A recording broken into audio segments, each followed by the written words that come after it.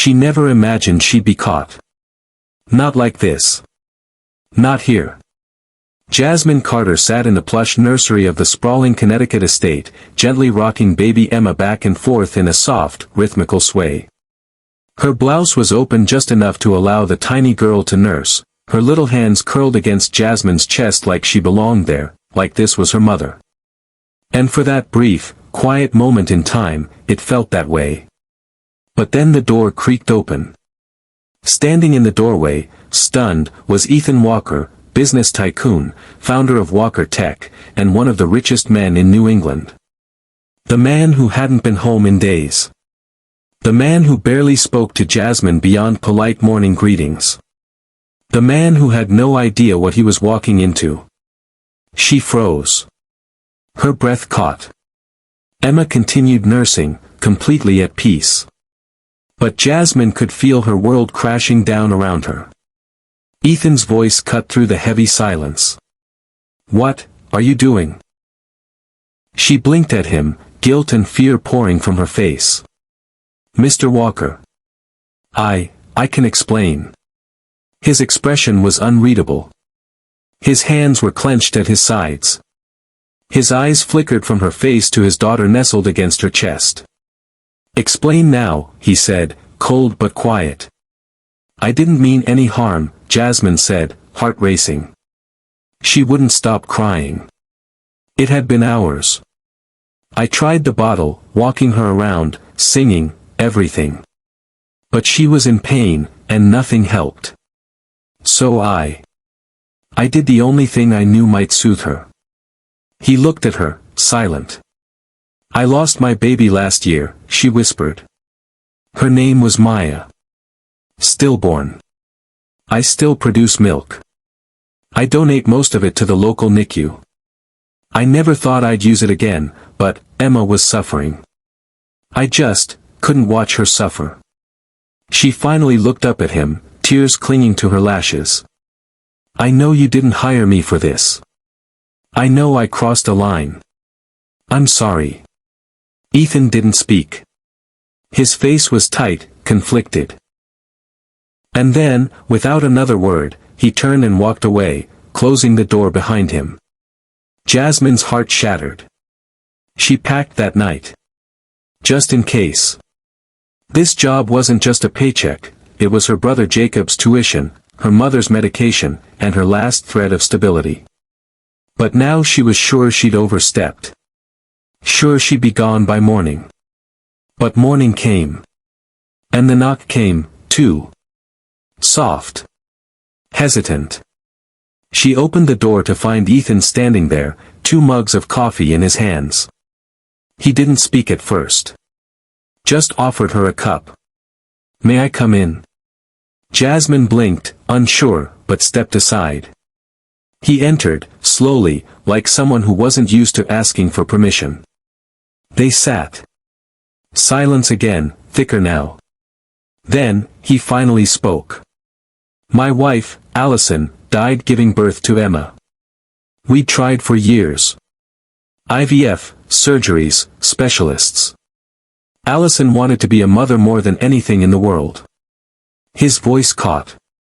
Jasmine's breath slowed. "When she died, I didn't just lose her. I lost all of it. The future we planned. The joy. The love. I didn't even want to see Emma at first. I resented her. Not because she existed, but because she reminded me of what I lost." Jasmine stayed quiet. Just listening. "I hired nannies. Nurses. None lasted. Then you came. Emma stopped crying all the time. Started sleeping through the night. I thought maybe she was just adjusting. I never realized," he trailed off. "I never realized it was because someone was loving her." Tears welled up in Jasmine's eyes. "I'm not angry," he said. "I was just ashamed. That it wasn't me who gave her what she needed. It was you." She couldn't hold the tears back now. She didn't even try. Over the next few weeks, something shifted. Ethan started coming home earlier. Started asking questions. Not just about Emma's routines, but about Jasmine. Her story. Her family.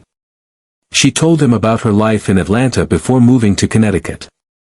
About how she took the job after her daughter passed because she couldn't sit in silence anymore. About her brother Jacob, only 17, who dreamed of becoming a doctor.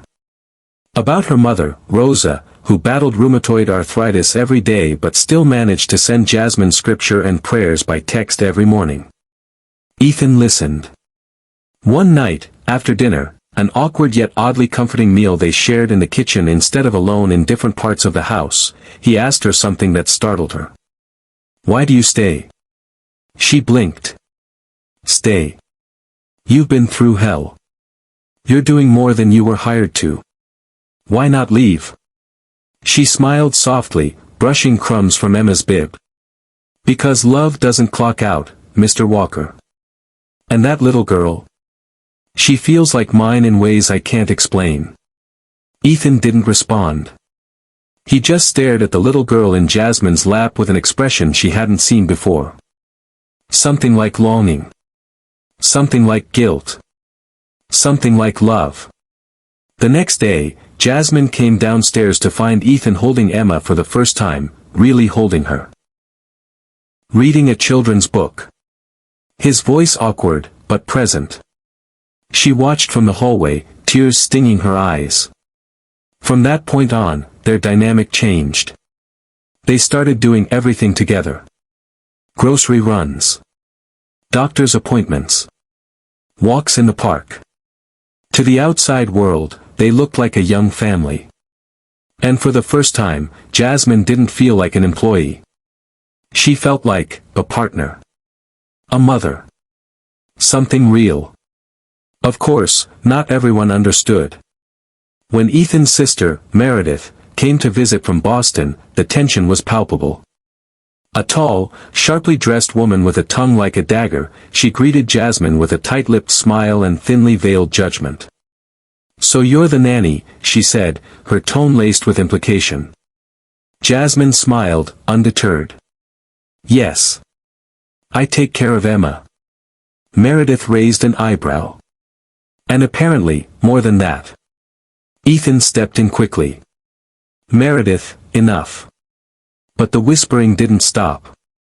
His board of directors raised eyebrows. His legal team hinted at optics. Neighbors gave Jasmine longer glances than before.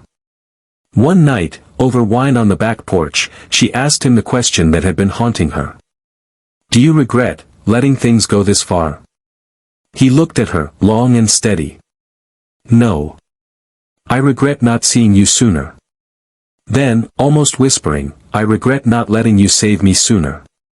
A month later, on a crisp autumn afternoon, Ethan took Jasmine and Emma to a small hill just beyond the mansion, where Allison had once planted wildflowers years ago. He knelt in the grass, holding a small velvet box. "I know the world will have things to say. I know people will judge. But none of them woke up in this house every day and saw what you gave to this family. To me. To my daughter. You didn't just raise Emma, you raised me from the dead." He opened the box. A simple, elegant ring. "Jasmine Carter, will you marry me?" She covered her mouth with her hands. Emma giggled in her arms, unaware of the gravity of the moment. Tears spilled freely now.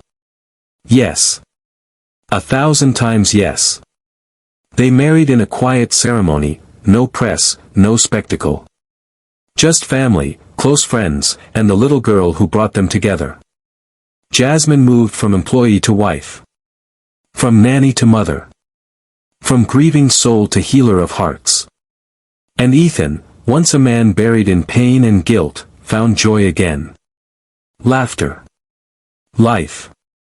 Years later, as they stood watching Emma walk across the stage at her high school graduation, Jasmine leaned into Ethan's shoulder and whispered, "Remember the night you walked into that nursery?"